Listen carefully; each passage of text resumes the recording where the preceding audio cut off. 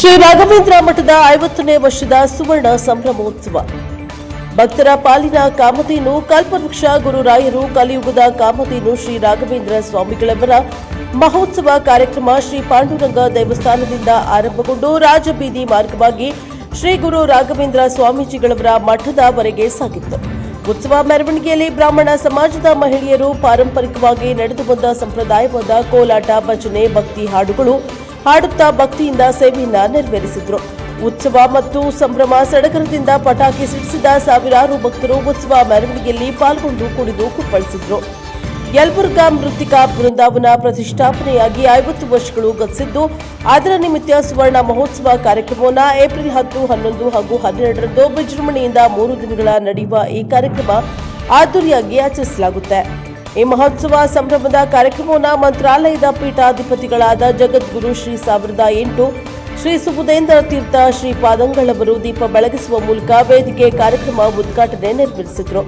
ಪೂಜ್ಯರು ಮಂತ್ರಾಲಯ ರಾಯರ ಮಠಕ್ಕೂ ಮತ್ತು ಯಲಬುರ್ಗಾ ಬೃಂದಾವನ ಮಠದ ಅವಿನಾಭಾವ ಸಂಬಂಧ ಕುರಿತು ಅತ್ಯಂತ ಉತ್ಸುಕರಾಗಿ ಮತ್ತು ಸಂತುಷ್ಟರಾಗಿ ಮಾತನಾಡಿ ಆಶೀರ್ವಚನ ನೀಡಿದ್ದಾರೆ. ವೇದಿಕೆಯ ಕಾರ್ಯಕ್ರಮದಲ್ಲಿ ಶ್ರೀ ಗುರು ರಾಯರು ಭಕ್ತಿಯಿಂದ ಭಕ್ತರಿಗೆ ಶ್ರೀಗಳಿಗೆ 2 ತುಲಾಭಾರ ಕಾರ್ಯಕ್ರಮ ಮಾಡಲಾಯಿತು. ಒಂದು ಕ್ಷೇತ್ರದ ಶಾಸಕರಾದ ಬಸವರಾಜ ರಾಯರೆಡ್ಡಿ ಅವರು ನೆರವೇರಿಸಿದ ಶಾಸಕರು ಶ್ರೀಗಳಿಂದ ಸನ್ಮಾನ ಆಶೀರ್ವಾದ ಪಡೆದರು. ಮಠದ ಕಮಿಟಿಯ ವತಿಯಿಂದ ಹಾಗೂ ವಿವಿಧ ಊರಿನ ಬ್ರಾಹ್ಮಣ ಸಮಾಜದವರು ವತಿಯಿಂದ ಶ್ರೀಗಳಿಗೆ ಗೌರವ ಸನ್ಮಾನ ಹಾಗೂ ತುಲಾಭಾರವನ್ನು ನೆರವೇರಿಸಿದರು. 2ನೇ ದಿನವಾದ ಶನಿವಾರದಂದು ಈ ಕ್ಷೇತ್ರ ಮಾಜಿ ಸಚಿವರಾದ ಹಾಲಪ್ಪ ಆಚಾರ್ ಆಗಮಿಸಿ ಶ್ರೀಗಳಿಂದ ಆಶೀರ್ವಾದ ಪಡೆದರು. ಬಳಿಕ ಶ್ರೀಗಳಿಂದ ಅವರಿಗೆ ಗೌರವ ಸನ್ಮಾನವನ್ನ ಮಾಡಿದ್ದಾರೆ. ನೆರೆದಿದ್ದ ಸಾವಿರಾರು ಭಕ್ತ ಸಮೂಹ ಮಹಾ ಅನ್ನಪ್ರಸಾದವನ್ನ ಸವಿದರು. ಮಹೋತ್ಸವ ಕಾರ್ಯಕ್ರಮದಲ್ಲಿ ಪಟ್ಟಣದ ಮತ್ತು ಪರ ಊರಿನಿಂದ ಸಾವಿರಾರು ಬ್ರಾಹ್ಮಣ ಸಮಾಜದವರು ಹಾಗೂ ವಿವಿಧ ಸಮಾಜದ ಭಕ್ತರು ಉಪಸ್ಥಿತರಿದ್ದರು. ಬ್ಯೂರೋ ರಿಪೋರ್ಟ್ ಸಿಆದಿ NK4 ಯಲಬುರ್ಗಾ. ರಾಘವೇಂದ್ರ ಸ್ವಾಮಿಗಳವರ ವಿಶೇಷವಾದ ವಿಭೂತಿ ರೂಪ ಸಂಪನ್ನರಾದ ಸುಶೀಲವರ 10 ವರ್ಷಗಳ ಹಿಂದೆ ಇಲ್ಲಿ ಆಗಮಿಸಿ ಶ್ರೀಮಠದ ಶಿಕ್ಷಕರು ಭಕ್ತರ ಒಂದು ಪ್ರಾರ್ಥನೆ, ಆ ಪವಿತ್ರವಾದ ಕಾಲದಲ್ಲಿ ಮೂಲರಾಮದೇವರ ಪೂಜೆ, ಪಾಠ ಪ್ರವಚನ, ಶಿಷ್ಯ ಭಕ್ತರಿಗೆ ಮಂತ್ರ ಮುದ್ರಾಧಾರಣೆಗಳನ್ನು ಮಾಡುವ ಮೂಲಕ ಮೂಲರಾಮದೇವರಿಗೆ ನೂತನವಾಗಿ ಸುವರ್ಣ ಮಂಟಪವನ್ನು ನಿರ್ಮಾಣ ಮಾಡಬೇಕು ಎಂಬುದಾಗಿ ಸಂಕಲ್ಪಿಸಿ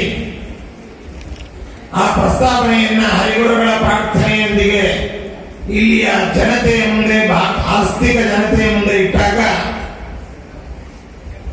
ಈ ಪ್ರಾಂತದ ಜನತೆ ಔದಾರ್ಯ, ಗುರುಭಕ್ತಿ ಇವುಗಳಿಗೆ ಒಂದು ನಿದರ್ಶನ ಏನು ಅಂತಂದ್ರೆ, ಯಾರನ್ನೂ ಕೂಡ ಇವತ್ತು ನಾವೆಲ್ಲ ಕೇಳ್ತೇವೆ, ಇಷ್ಟು ಹಣ ಕೊಟ್ಟರೆ ಪಾಲ್ಪೂಜೆಗೆ ಬರ್ತೇವೆ, ಇಷ್ಟು ಹಣ ಕೊಟ್ಟರೆ ಭಿಕ್ಷೆಗೆ ಬರ್ತೇವೆ, ಇಷ್ಟು ಹಣ ಕೊಟ್ಟರೆ ಮುದ್ರೆ ಹಾಕ್ತೇವೆ, ಇಷ್ಟು ಹಣ ಕೊಟ್ಟರೆ 1 ಮುದ್ರೆ, ಇಷ್ಟು ಹಣ ಕೊಟ್ಟರೆ 2 ಮುದ್ರೆ ಅಂತ ಒಂದು ಬಿಸಿನೆಸ್ ಅನ್ನು ನಾವೆಲ್ಲ ಮಾಡ್ತೇವೆ ಈಗ. ಆದ್ರೆ ಈ ಜನತೆ, ನಮ್ಮ ಯಲಬುರ್ಗಾ ಜನತೆ ಎಷ್ಟು ಉದಾರಿಗಳು ಅಂತಂದ್ರೆ, ಮಂಟಪ ನಿರ್ಮಾಣ ಮಾಡಬೇಕು ಅಂತ ಸಂಕಲ್ಪಿಸಿದ ಕೂಡಲೇ ಯಾರನ್ನೂ ಕೂಡ ಕೇಳದೆ, ಶ್ರೀಪಾದಂಗಳವರು ಯಾರನ್ನೂ ವ್ಯಕ್ತಿಗತವಾಗಿ ಇಸ್ಕೊಡಿ ಅಂತಾಗಲಿ ಅಥವಾ ನೀವು ಕೊಡಿ ಅಂತ ಕೇಳಲಿಲ್ಲ. ಇಲ್ಲಿಯ ಜನತೆ ಎಷ್ಟು ಉದಾರಿಗಳು ಅಂತಂದ್ರೆ, ಆ ಮುಖ್ಯವಾಗಿ ಆ ಕಾಲದ ಎಲ್ಲ ತಾಯಂದಿರುಗಳು ತಮ್ಮ ಮೈ ಮೇಲೆ